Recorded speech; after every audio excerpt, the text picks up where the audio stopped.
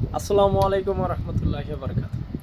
আমি গত 20 তারিখে কোম্পানির মালিককে বলছিলাম আমার একদিন ছুটি লাগবে। তো ছুটি লাগবে ভালো কথা, বলতে আছে কবে। তো আমি বললাম 27 তারিখে। তারপরে জিজ্ঞাসা করতেছে কেন। তো আমি বলছি আমাদের উৎসব আছে, ঈদের দিন। তো এই কথাটা বলার পর আমার সাথে এত খারাপ ব্যবহার করছে, আসলে সেটা ভাষায় প্রকাশ করা যাবে না। তো তখনই মনটা এত খারাপ হয়ে গেল, তখনই মন চাইছে কোম্পানিতে আমি আর জীবনেও থাকবো না। তো তিনি চায় আমি তার কোম্পানিতে জানি দীর্ঘদিন থাকি।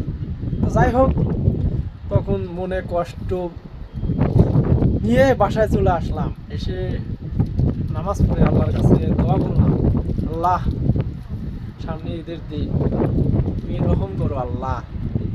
বিশ্বাস করেন, সেদিন ছিল 20 তারিখ না, মানে 20 তারিখের পরের থেকে, মানে আজকে কয় তারিখ, আজকে 1 তারিখ, আজকে পর্যন্ত তো একদিন কাজ হয়ই নাই।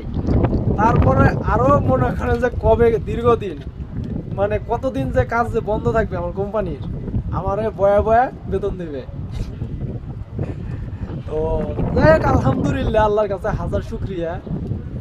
এখন অবধি বলছে যে 5 তারিখ পর্যন্ত ছুটি। তো এখন জানি না আরো কয়দিন কেমন ছুটি থাকবে, আল্লাহ মাহমুদ জানে। তো যাই হোক, আহ, হয়তো আল্লাহর কাছে আমি দোয়া করছিলাম, আমার আল্লাহ তাআলা আমার দোয়া কবুল করছে। এমন কবুল করছে, মানে যা চাইছিলাম আলহামদুলিল্লাহ তার চেয়ে অনেক বেশি দিছে। তো সবাই ভালো থাকবেন। আল্লাহ হাফেজ, আসসালামু আলাইকুম।